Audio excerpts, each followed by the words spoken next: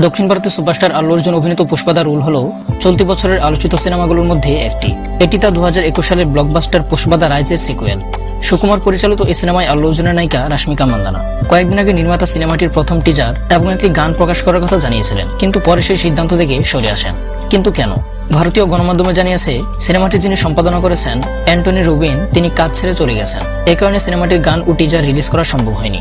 একই কারণে এই সিনেমার মুক্তিও পিছাতে পারে বলে গুজব তৈরি হয়েছে। তবে এই গুজব নাকচ করে দিয়েছেন নির্মাতা। তিনি জানিয়েছেন, অ্যান্টনির পরিবর্তে নবীন নুরি সম্পাদনার দায়িত্ব নিয়েছেন। নির্দিষ্ট তারিখ অর্থাৎ চলতি বছরের 15 আগস্ট সিনেমাটি মুক্তি পাবে। ভারতীয় গণমাধ্যমকে সিনেমার একটি সূত্র জানিয়েছে, পুষ্পা 2 যথাসময় অর্থাৎ 15 আগস্ট মুক্তি পাবে।